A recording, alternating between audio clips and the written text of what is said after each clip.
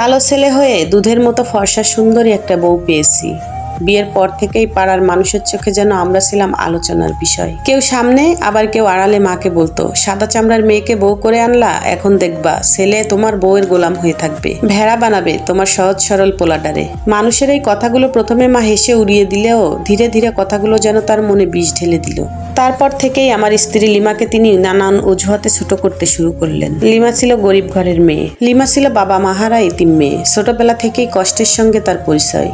হয়তো সেই কারণেই আমার মতো সাধারণ একটা ছেলের সঙ্গে বিয়ে দিতে তার মামা মামি রাজি হয়েছিল। কিন্তু আমি কখনো তাকে করুণা করে বিয়ে করিনি।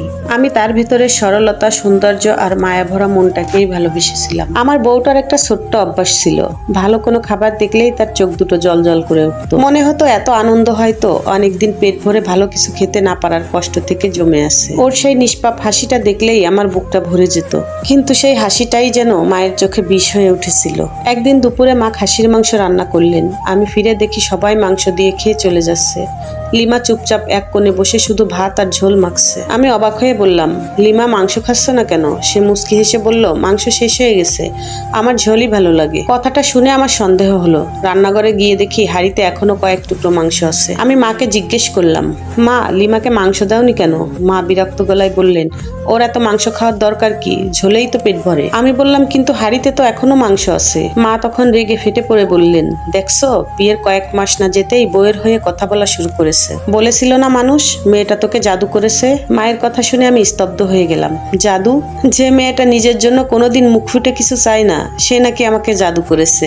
মানে বিষয়টা কেমন হাস্যকর। সেদিন রাতে লিমা আমাকে অনেক বুঝিয়ে বলল, আপনি মায়ের সঙ্গে তর্ক করবেন না, আমি ভালো আছি। আমি তার চোখের দিকে তাকিয়ে বুঝলাম সে ভালো নেই। চোখের কোণে লুকিয়ে থাকা জল মানুষ যতই আড়াল করুক, স্বামী হিসেবে সেটা আমার চোখ এড়ায় না। এরপর থেকে প্রায় প্রতিদিনই কোনো না কোনো ঘটনা ঘটতে লাগলো। কখনো লিমার রান্নায় অযথা দোষ ধরা, কখনো কাজ ঠিক মতো করলেও বকা দেওয়া, আবার কখনো আত্মীয়দের সামনে অপমান করা। তবুও মেয়েটা প্রতিবাদ করে না, শুধু মাথা নিচু করে সব সহ্য করত।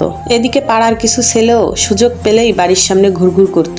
তারা লিমার দিকে তাকিয়ে ফিসফিস করে কথা বলতো। কারো মুখে শুনেছিলাম, এত সুন্দরী মেয়ে এই কালো ছেলেটার বউ হলো কিভাবে। আমি এসব শুনে রাগে জ্বলতাম, কিন্তু লিমা সবসময় বলতো, মানুষের মুখ তো বন্ধ করা যায় না, আপনি শুধু আমার উপর বিশ্বাস রাখবেন। সেদিন রাতে ঘুম থেকে পানি খেতে উঠে দেখি রান্নাঘরের মেঝেতে বসে লিমা চুপচাপ শুকনো রুটি পানিতে ভিজিয়ে খাচ্ছে। আমাকে দেখে সে লজ্জা পেয়ে রুটিটা লুকাতে গেল। আমি শুধু একটা কথাই জিজ্ঞেস করলাম, সারাদিন তুমি কিছু খাওনি? লিমা মাথা নিচু করে রইল, কোনো উত্তর দিল না। কিন্তু সেই নীরবতাই আমার সব প্রশ্নের উত্তর দিয়ে দিল। সেদিন আমি মনে মনে একটা সিদ্ধান্তই নিয়েছিলাম, আর চুপ করে থাকবো না। কারণ যে মেয়েটা নিজের সব কষ্ট হাসি মুখে লুকিয়ে রাখে, তার পাশে দাঁড়ানোই একজন স্বামীর সবচেয়ে বড় দায়িত্ব। সেদিন থেকেই লিমাকে নিয়ে আলাদা হয়ে গেলাম, আর লিমাকে দিলাম নতুন একটা জীবন। এখন আলহামদুলিল্লাহ আমরা এখন সুখেই আছি, ভালো আছি। মাকেও ফেলে দেইনি, মাকেও খোঁজখবর রাখি, মায়ের সাথে দেখা করি।